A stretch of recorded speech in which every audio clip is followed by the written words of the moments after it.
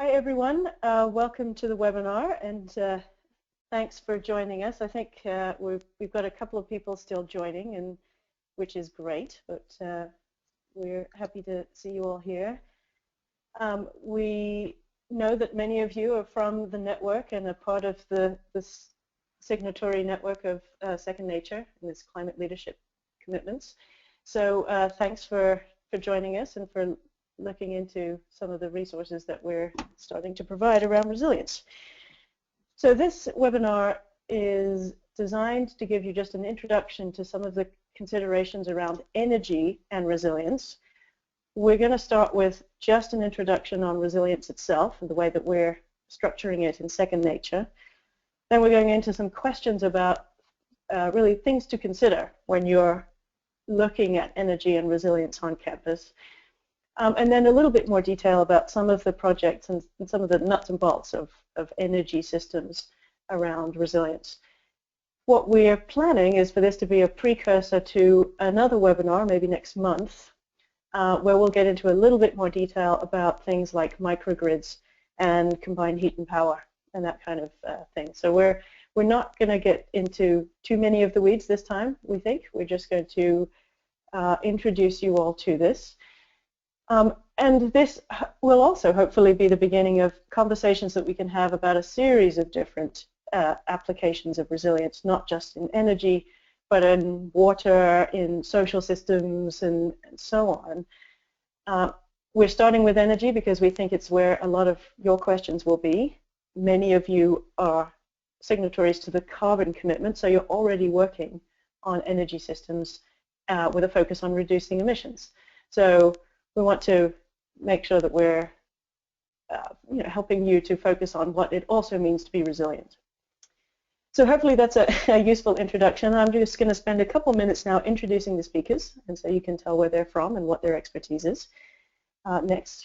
So after I give a little bit of introduction, Malcolm McClellan is going to talk, and he has represented the electric power industry really at all stages of power production through distribution and so on. He works for Ness, Feldman, which is a law firm in the Pacific, primarily in the Pacific Northwest, although they have, I know, some offices in Washington, D.C. as well. And so I'll let Malcolm say more about what his background is when we get to his part of the talk. But obviously he represents a lot of expertise in the electric power industry, and as we think about the discussions associated with resilience and power, he's got a lot of perspective to offer on how to even approach the question. And then we have two presenters from Eaton, and the primary speaker will be Gabe Paoletti, and he has over 30 years of experience in the corporate sector working on professional engineering. He's certified in 2 states, as you can see, and so getting a lot of experience from him on the electrical engineering side of the equation. And also Justin Caron is with us, and he's also from Eaton, and he's managing sectoral applications of energy, so particular healthcare, hospitals, and colleges and universities. And of course, there's a lot of consideration in both of those sectors about how much or how tolerant you can be to power disruptions. You know, obviously, hospitals can't be without power. Many labs in colleges and universities can't be without power. And so it's a great experience that we can draw on today. Okay, and just a couple of words about who I am. I'm the Vice President at Second Nature, and my primary background is in climate science, including climate monitoring and assessment, and mostly just in the last half a dozen years or so, more of that has been on decision support associated with adaptation and resilience. So I'm from sort of the other side of the fence in terms of the academic field, but together hopefully we'll be able to introduce you appropriately to the resilience question. Okay, so a little bit of background about Second Nature's resilience program. And yep, we can also mention that both Eaton and Ness Feldman are with us today. Our corporate relationships that we have with the private sector, we pay a lot of attention to the way in which we can help our signatories look at solutions and draw from the expertise that exists in the corporate sector. There's many folks that are really knowledgeable about some of the things that we need, and so we're really appreciative of the corporate relationships that we have, including the two that we're leaning on today, Ness, Feldman, and Eaton. Okay, so a little bit of background about the climate leadership commitments. Hopefully you're generally familiar with this. We also have past webinars online that you can look at that in more detail introduce these climate leadership commitments, so feel free to go to those if you haven't seen them before. As you're aware, in October of last year, we relaunched the commitments, a small update to the carbon commitment, which you previously probably know as the American College and University President's Climate Commitment, ACU-PCC. Bit of a mouthful. We've simplified that and called it the Carbon Commitment. And we introduced this new resilience commitment. So schools coming into the network might choose just to look at resilience initially, and in that case, there's a resilience commitment that they can use. If, however, you're already a carbon commitment signatory and you want to add resilience to your portfolio, you just switch to the climate commitment that integrates both resilience and carbon.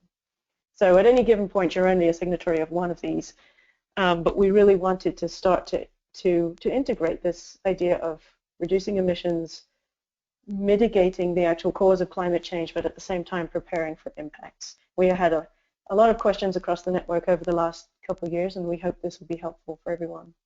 So a couple more details about that, just to give you some background. In the next slide.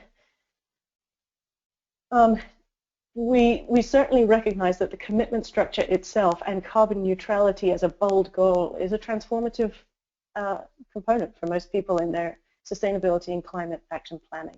So we wanted to replicate that leadership and make it a transformative commitment as well, and also make sure that we have this adaptation and resilience focus. So we sort of have added this component of proactive management, making sure that unanticipated vulnerabilities and anticipated changes can be managed appropriately. Hopefully also to make sure that the investments you're making on the carbon reduction side are also going to improve your resilience and not inadvertently make you more vulnerable. And we want to do a better job of helping higher education connect to communities, because in order to produce a really transformative societal response, that partnership is very formative, and it's a very powerful way of transferring knowledge between communities and higher education. Next slide. So the way in which we're doing this, we're still making presidents and chancellors the signers of these commitments. Everyone has to produce a climate action plan, and that must include the engagement of students and curriculum and research and so on in the climate action plan. So it's not just about operations. It is about infusing it across the whole mindset of the participants.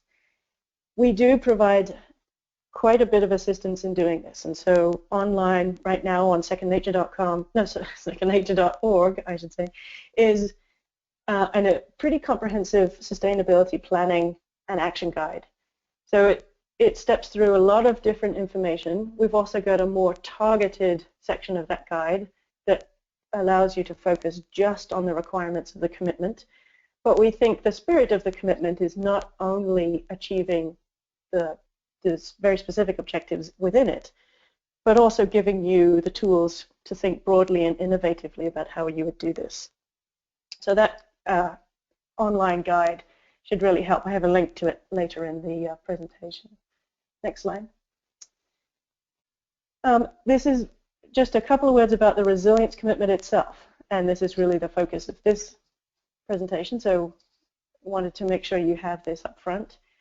This is our definition of resilience. It's very similar to several others, but we wanted to get in several concepts here. The first is you have to be able to deal with disruption when it occurs, and so you have to have plans in place that link to your emergency management and so on. But we also want to build in the anticipation of change, that you can adapt to some specific changes, such as if you're more likely to get flooding, for example, have to be well adapted to that. But also more generally, there's rapid change, some of which we anticipate and some of which we're never going to be able to anticipate. And so building your adaptive capacity, you're able to continually adapt, allows you to be successful no matter what change is coming.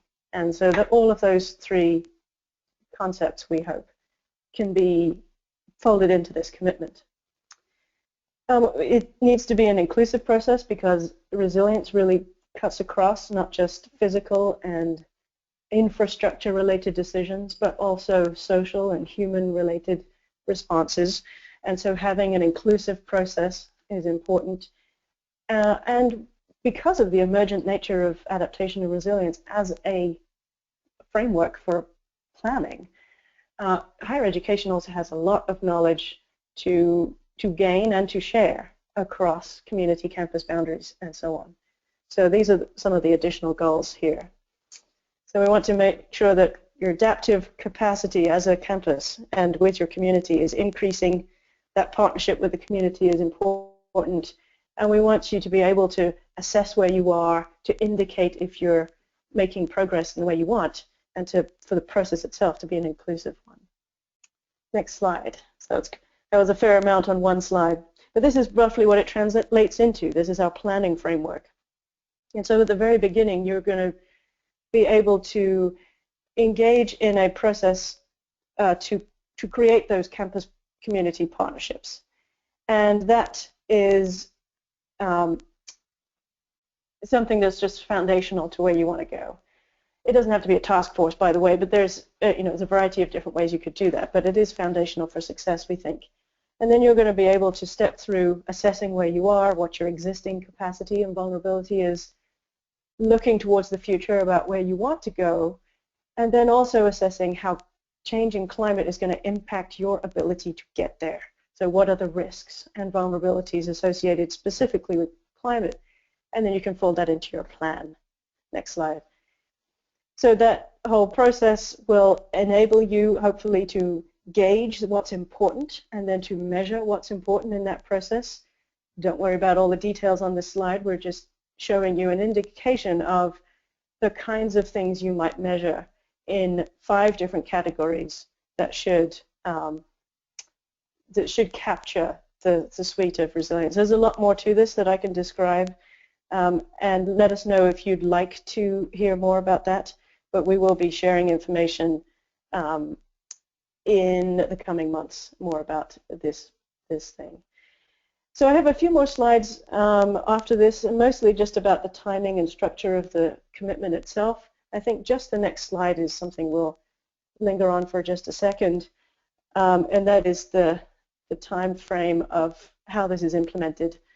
And essentially, we want to help you get organized around success, to assess your benchmarks right now, your current situation, and to create a plan that is really helpful for the campus as well as for the community. And the important parts about this also is understanding how you're being successful and reviewing your plan every few years to ensure that it's still current and relevant. So I'm going to ask you to skip through to the rest of the slides until the very last one of mine, Gabriella, if you could. And we just want to remind you that if you're, just the very next one, if you're thinking about as an institution signing or including resilience into your commitment, we do actually have a deadline right now if you want to be called a charter signatory that wraps up on the 22nd of April. So let us know using that link at the bottom there if you'd like to be part of that. We have about 70 institutions right now who are charter signatories, and more joining every week. So let us know if you want to be part of that. With the rest of the slides there, you can reference them whenever you'd like. There are some links in there for additional resources and the guidance document. So with that, I'm going to hand over to Malcolm, and he's going to walk through, particularly when we talk about energy, some of the common questions and processes, the thought processes that you will want to go through to consider different resilience solutions. So thanks, Malcolm. Hello, everybody. This is Malcolm McClellan. Thank you, Anne, for the introduction and for the invitation to participate in this. So as Anne indicated, I'm going to talk about a subset of resilience, and that is resilience with respect to energy planning for energy systems. So if you go to the next slide. In starting for this, so it comes to your desk that the university wants to increase energy resilience. So what does that mean? I went back to the definition that Anne just went through of resilience, and I've got that here on the screen. And for me, it was really important that resilience is the ability to adapt and survive disruption. Those were key concepts for planning. I thought that was very important, and I've got it repeated here. If you go to the next slide. So what I'm going to do is I'm going to talk about, here are the areas we're going to explore, is there are 5 different topics, and I'm going to talk about these. I keep reminding myself that the context of this is resilient power systems.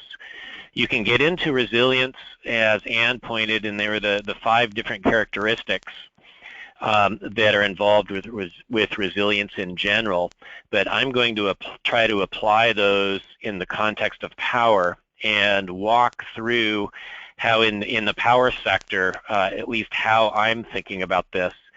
And a theme that's in all these slides is, how do you follow the dollars? At the end of the day, we need to pay for resilience, pay for what we're improving. And so I've tried to think about, how do you make those financial decisions? Where does money come from? How do you decide where to expend money? So that's either a implied or expressly stated theme in each of these slides. So next slide.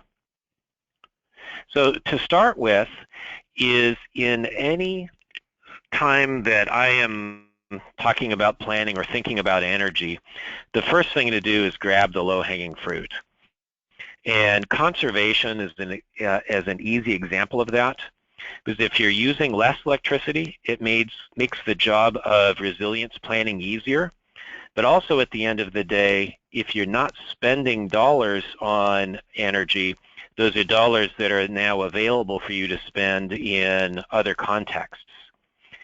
And conservation is usually the least cost, highest benefit task that you can come up with. And this is true in the context of today's energy usage. And since we're dealing in the university sector, what it also does is we're instilling conservation habits in our students so that energy conservation will continue to pay dividends for our communities long after our students leave the university. So in terms of conservation, what I've got here is context of our appliances. Make sure that you use an Energy Star appliances, using your LED lighting. You're turning off devices when not in use. But just turning off a device doesn't necessarily mean that electricity is not being used. One of the things to look at is hidden sources of energy usage. And for me, the best example of that is your cable box. If you have cable TV, is even though the cable box is turned off, it is still drawing electricity. Another thing you can do is use programmable equipment that will turn on when you want to use it and turn off when you're done. Examples of that are kind of the old thermostats that we have, where you can program different heating and cooling time periods, or even your coffee pots. You can program those to come on when you expect to use coffee and then turn it off. But then going beyond that, there are new technologies that are out there. Even in the context of thermostats, there's the Ness thermostats that has sophisticated adaptive programming into it.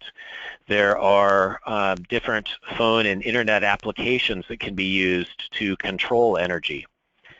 So just always keep in the context of how do you use electricity smarter as part of planning for energy resilience. So next slide. And then another theme is, since we're dealing with universities, energy resilience can be advanced by doing what universities do best, and that's simply expanding the knowledge base. What you'll find if you've been living in the energy space or you're coming into it now new is that resilience and working with renewable technologies is still very new. And there are significant benefits that can be derived from the university's curriculum and research. So for example, I've got 3 examples here.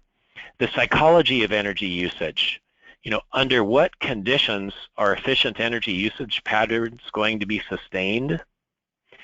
And then in terms, that can be the School of Psychology, the sociology, then moving into possibly the business school or the School of Economics is developing decision-making models. And we'll touch on this a little later, but what is the best practice for making decisions with regard to resilience, the integration of renewable technologies? There's considerable benefit that can be provided to industry by the university trying to come up with some thought pieces of what are best practices, what are models that can be used and why. And then moving on to either your computer sciences school or your engineering schools, actually demonstrating technologies through pilot programs. So whether you're coming up with innovative programs or whether it's hardware through, say, a civil engineering school, or there's a software application that's being built through the computer sciences school, actually coming up with the ideas, testing them, and proving the concepts is something that can provide considerable value. So then next slide. So now shifting gears a little bit, let's talk about what the university can do in the context of being an energy service provider. Just recall that resilience is the ability of a system or community to survive disruptions. There's a need to plan for both minimizing service disruptions and also recovering from service disruptions. And many times we overlook recovery planning. And if we think about it, disruptions are always going to be stressful and they're always going to be unique. So as you're doing your planning, some things to probe as you're talking about your recovery planning is to ask questions of, what communications backup equipment do we use? So if your primary mode of communication is down, do you have alternate modes of communication? Do you have contact names and phone numbers available? Do you have one-line drawings of your electrical system available? The equipment that you have that is being utilized, do you have equipment drawings? Do you have spare parts available? And then start to think about it. If you have spare parts, how do you move them? How do you lift them? Because when we're dealing with energy equipment, some of that equipment can be extremely heavy or very awkward to use. Just as you have the spare parts, make sure that you have the ability to get it where you need to have it deployed. And then the other question is there's a human dimension. You've got your employees that are going to be working, making sure that you have access to food and water for those employees. So that's kind of it. As a service provider, there's some concepts. Now, next slide. Now, going back to the definition of resilience, The task is to plan a system that is able to adapt to change. But in order to engage in our planning, we need to be able to make decisions. So to start making decisions, what I like to do is go back and ask myself, what's my baseline? It's necessary to have a baseline for, it's important to understand the baseline services that we need to provide, and recognizing that there may be multiple energy services that are needed around the campus. For example, what are the baseline service obligations for your residence halls, for your research labs, for your libraries, for the hospital at your university? Each one may be unique and different. And it's important to have a baseline for each of those so that you can start to come up with some cost comparisons, recognizing that revenue is always very limited. You're going to need to deploy that revenue in the most economically rational basis. So when you're coming up with your models, what you're doing is for each one of your programs, there's at least 3 basic kind of comparison options that you're looking at. Is what if you do nothing? What if you take that program and you try to build it yourself? Or you could go to your utility. I mean, don't forget that your utility is there as a partner, and particularly when you're dealing with capital expenditures, your utility might be a partner for you in being willing to come in and build and operate your resilient capital items for you. There may be some real benefits of that. But having a baseline, understanding your baseline, will help you make comparisons both of different programs and with regard to different options for owning or operating that equipment. Now, next slide.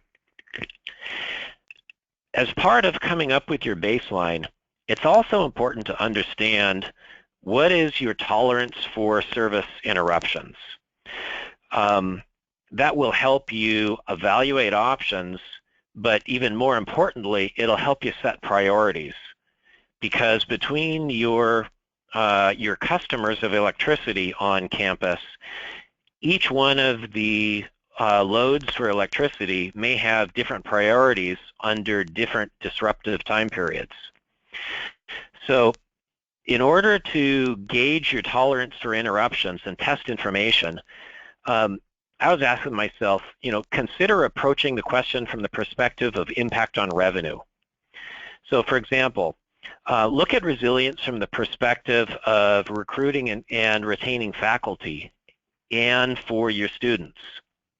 So with your faculty, your university needs to retain and attract them. Resilience can be used for is if you have if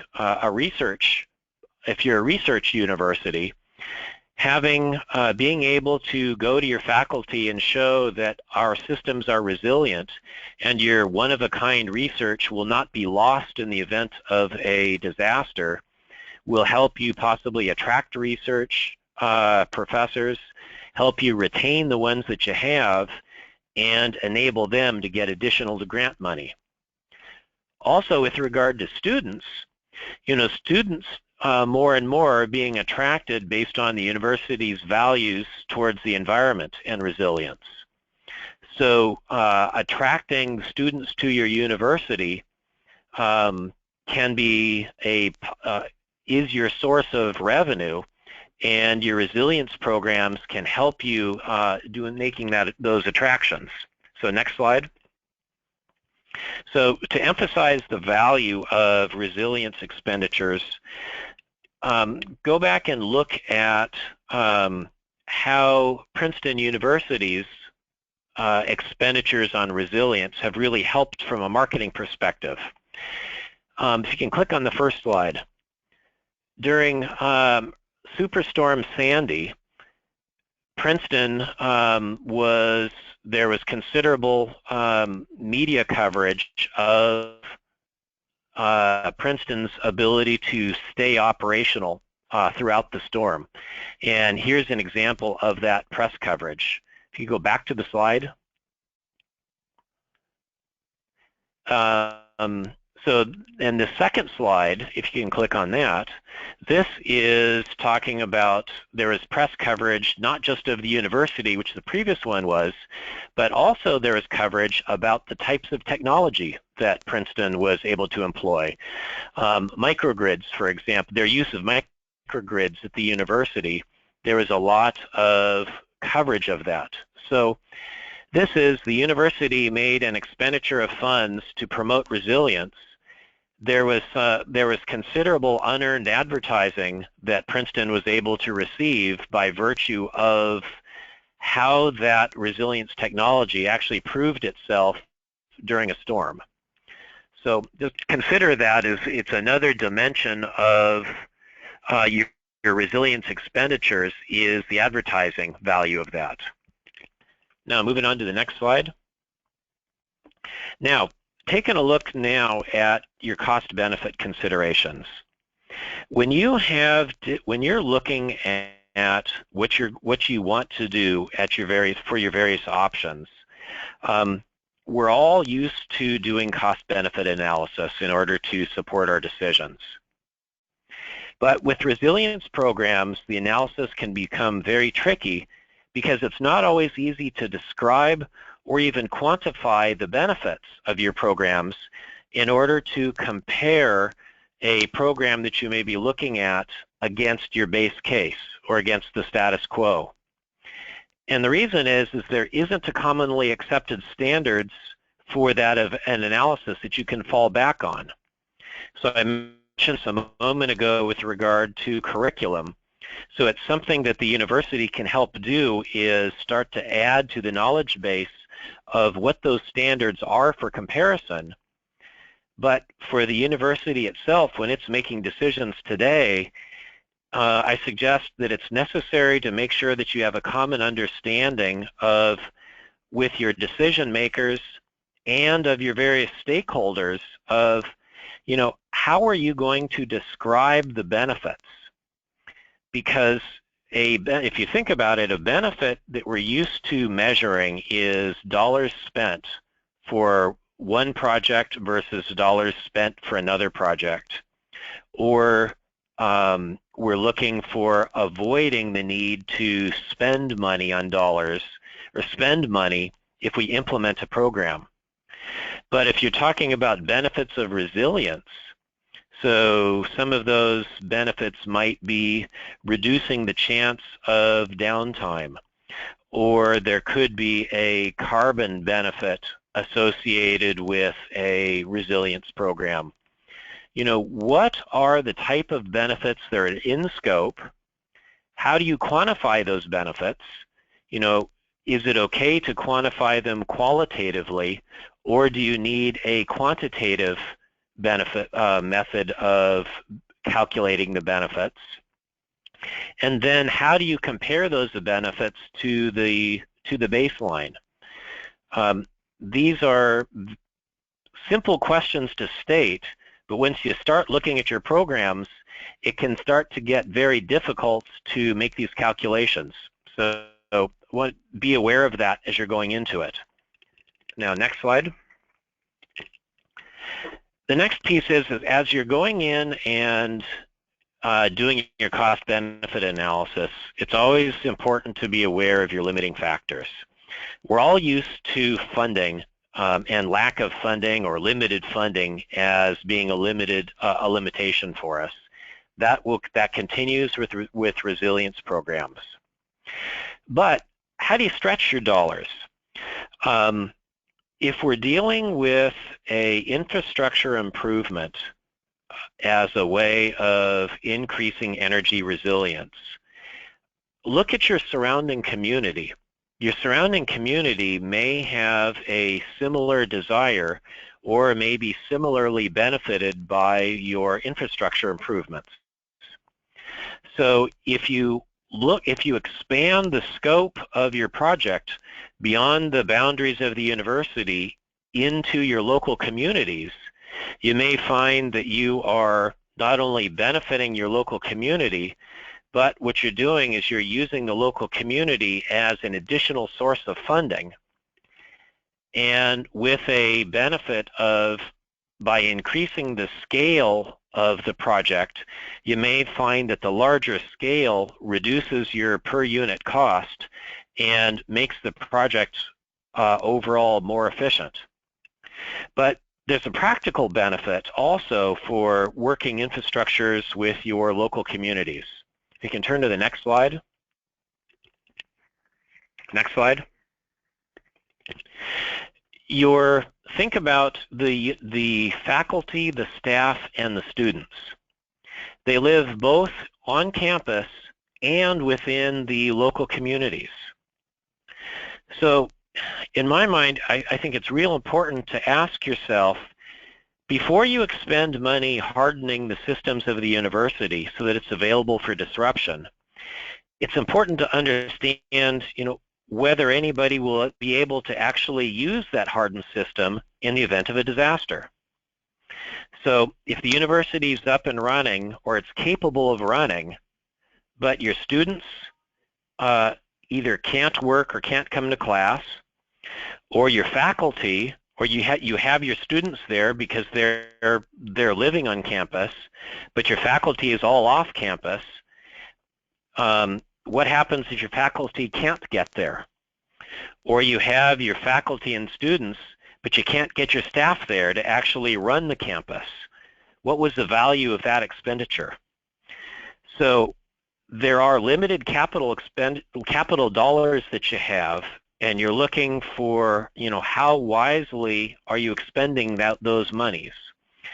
There is most likely a point of diminishing returns for resilience expenditures.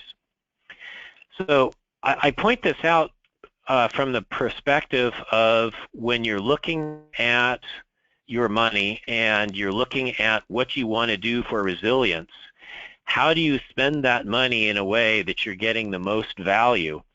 And your most value may come from working with your community in addition to the campus. And I point out Maslow's hierarchy of needs is that if you're in a disaster, your university is up and running, people will want to take care of themselves and their families before they're willing to help others.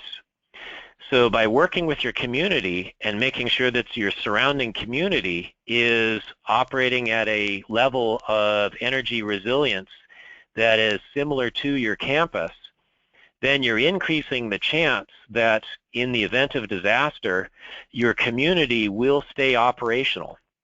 And if your community is operational, your university is going to stay operational, so that all of your faculty, your students, and your staff will all be able to operate. And that's the key to this energy resilience, is going back to the definition, is you're trying to have a system that can withstand disruptions and it can thrive in disruptions. So there is a context for making these energy decisions where you're looking, again, kind of in recap, is you're looking at what are the needs of various parts of your university, what are the needs of your community, and then once your infrastructure is in place, how do you make sure that people are there to utilize it? So I hope this is helpful. This is intended to be a kind of a high-level introduction to the types of questions that you can start looking at when looking at energy resilience on your campus. And then my last slide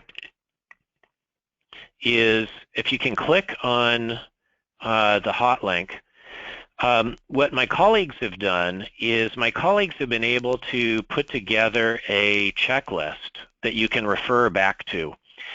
And what this checklist was designed to do is come up with types of questions that will lead you through a way to think about planning for energy infrastructure on your campus. So I refer this to you. Take a look at it. It is intended to be very practical, and it's intended to relate to campus-type applications focusing on universities, but it also applies to the corporate world. So if you're working with any corporate partners, you can refer this to them. But do take a look at this. These are additional logical questions to ask yourself as you're planning. So next slide. So if you have any follow-up questions, again, my name is Malcolm McClellan. Please don't hesitate to give me a call, and I can help answer questions, or please call Second Nature, and they'll help you. So that's it for me.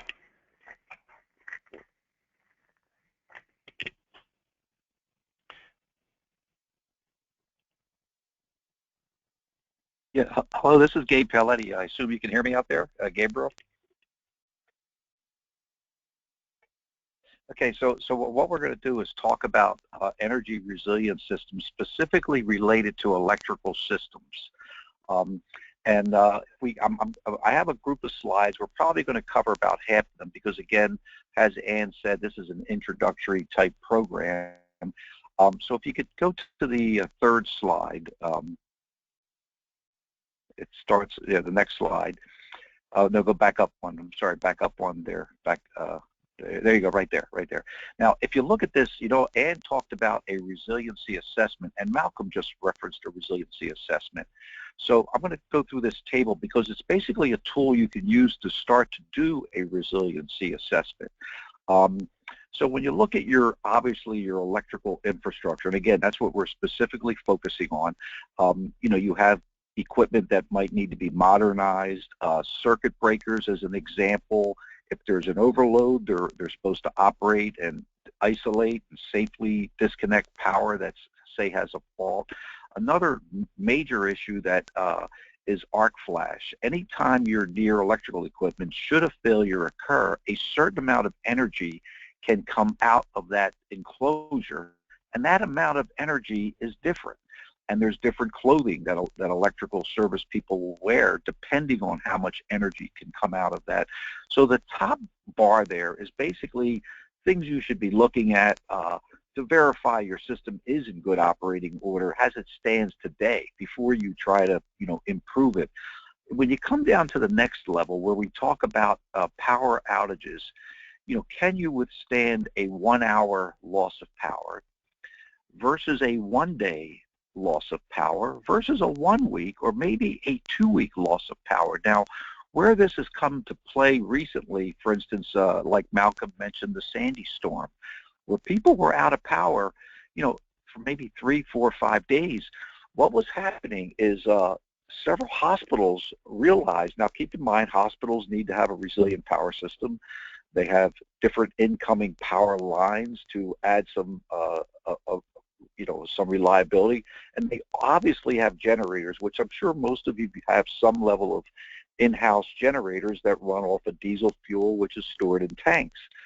Well, what was happening in some of the larger cities is that they realized that the city itself, not the government, but the local community did not have the infrastructure to deliver the diesel fuel to everyone that needs diesel fuel by the 3rd or 4th day. So today, you know, the infrastructure there of people that literally have trucks to carry diesel fuel, you know, they come to a facility, they fill up the tank, there's not an emergency, they go to the next facility, fill up the tank, there's not an emergency. Well, when everybody in a certain geographic area is running off of diesel fuel, and everybody's now running out of diesel fuel, there's not enough trucks in most communities to literally distribute the fuel. Now, what comes into play now is the kind of the added reliability of natural gas. It's piped in, it's underground, it's usually sustainable even when there's an electrical power outage. So that's causing some people to relook at their source of backup power. Should it all be diesel fuel, or should it be a combination of diesel fuel and natural gas, because the natural gas plant actually uses the natural gas to run electrical generators, so it's usually sustained and up and running even though there's a power outage. So looking at the different levels of outages, and again, you might think you can sustain a 1 week or 2 week outage, but you need to say to yourself, similar to what Malcolm was saying, if the whole community is without power, well, everybody's going to have the same needs for things as simple as diesel fuel like you, and now can you really get what you need to maintain yourself? If you come down to the third chart, again, and the idea of using this as a tool to do a resiliency assessment of the electrical system, usually most people have, and I'll show some examples later, of a transfer scheme or utility tie lines where there's two incoming power lines from the utility. If one of them should go down because a truck hits a pole, it knocks the pole down, you have that backup utility line. But one of the key factors is part of your analysis is to confirm those two incoming services come, for example, from different directions. You don't want both electrical services coming down the same road, because if an event occurs on that road, you've literally lost both your incoming sources. Now, the idea of microgrids, I'm going to touch on that a little bit, and then again on the follow-up sessions and reference, we'll get into more detail. But you saw Malcolm had a few references to microgrid, and we'll get into what that means. But you could see the idea of, well, you can create a microgrid, which is basically now a more reliable network of using power, using your in-house generation, the generators you have now. And then the next step could be maybe adding new sources of generation. Now, keep in mind that new generation can be things that help your carbon footprint. You could be adding solar panels, which now the microgrid will help you more efficiently integrate those. The bottom bar drives to the point that Malcolm was making, was the whole issue of cost. How do you justify the cost? And we've worked, us at Eaton, we worked with industrial companies, data centers, and people are always trying to, they can pretty accurately say, if you're an industrial plant and you make a widget, and that widget you sell for X and your profit's Y, if your plant's down for 4 days, you can figure out how much that cost. But no one wants to say that's going to happen tomorrow, so it is a challenge to justify the finances. So the bottom bar going across there is basically saying, you might need to also look at capital improvement money and do this over a 12, 24, 36-month period. Now, when you look at this grid, there's 3 areas you need to also look at, and you should write these down because they're not on any of the slides. But the first is, when you're doing a resiliency assessment of the electrical system, you want to look at this chart. Can you do a 1 day, 1 week, 1 hour outage? Is the existing equipment operating properly? And also keep in mind with transfer schemes, systems that automatically switch from one power source to another, or from an incoming power source to a generator. Most people do start their generators on a monthly basis. That's a normal requirement, or maybe every 3 months. But so people know the generator starts. But what they don't do is a full test where they verify the transfer switch will properly operate, and they do not verify that once they put load or literally extract energy from that local generator, that it will continue to operate. There were some cases in New York City where the fuel lines actually had an obstruction.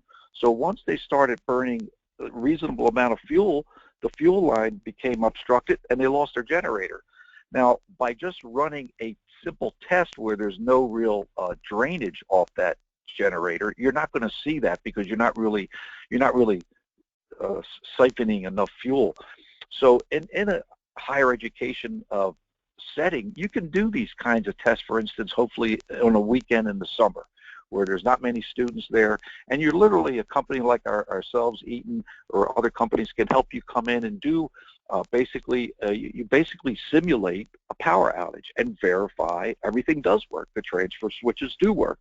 The generator does continue to operate and doesn't shut down after 5 minutes of it having load on it. So there's a number of things you can do right now to verify the resiliency you think you really do have.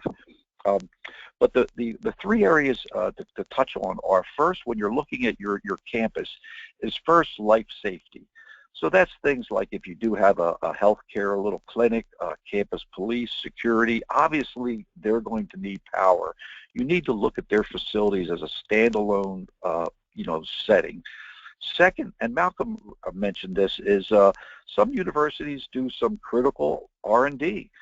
There's some grants for long-term experimentation. If you have those types of facilities, they probably already have a certain amount of resiliency built in, but you may need to really look at them as a second level. Third, right behind number 2, is obviously student housing. Things like the elevators, fire pumps in student housing, egress lighting.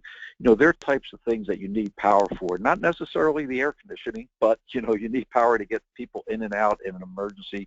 So you need to break up your facility and look at least those 3 different categories separately when you do that resiliency assessment. And you need to prioritize those.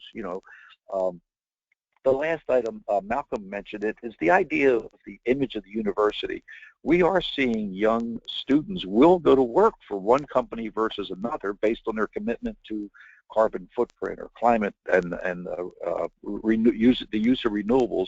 So I'm sure that will have an impact in universities. So this slide, again, is basically a tool to help you start to think about a resiliency assessment.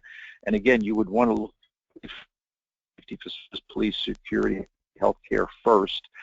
If you do have local R&D functions, that's second, and then student housing. And again, you need to keep in mind, first, are you testing your existing system so that it does operate like it should?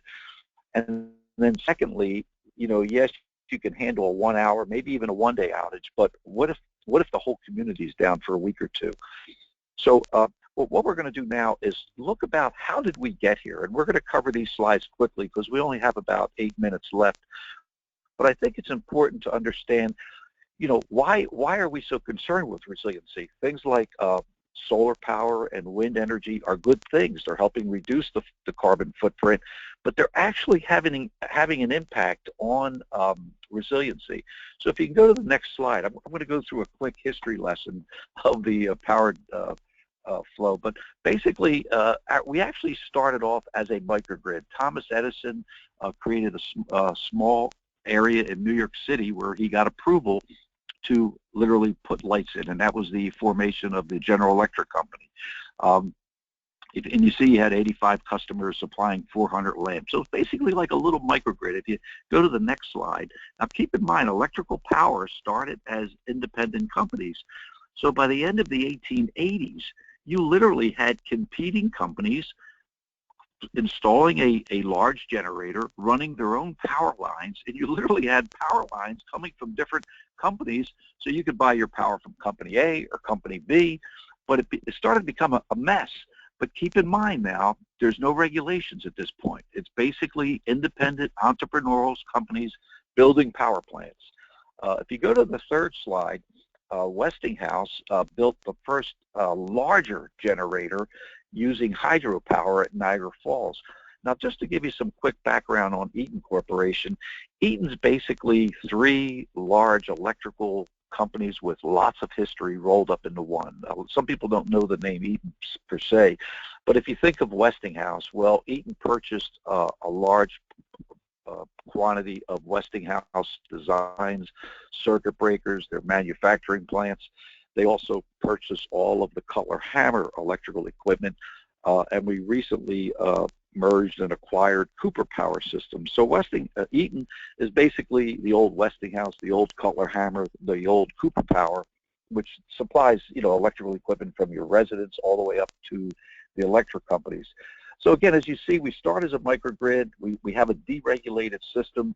We've got technology now driving us to larger generators. If you go to the next slide, when the Great Depression hit, what happened is a lot of these electrical supply companies went under. 2 or 3 companies in one little city with their own distribution lines. An interesting fellow, his name is Samuel Insull, I-N-S-U-L-L. He's an interesting person because he worked for GE initially, but then realized the money to be made was in actually buying the power plants, setting them up, running power lines. He actually realized, he was one of the first people that did not want to negotiate with a little city or town. Think about it. You know, you're trying to run electrical power lines in a town. You need to meet with the local, you know, the local diplomats, the local elected officials. And he was one of the first people that pushed for states to get involved in regulating power, because basically he was a businessman and he did not want to negotiate with every town. So it was this kind of entrepreneurial, you know, capitalist approach to saying, I want to deal with one person.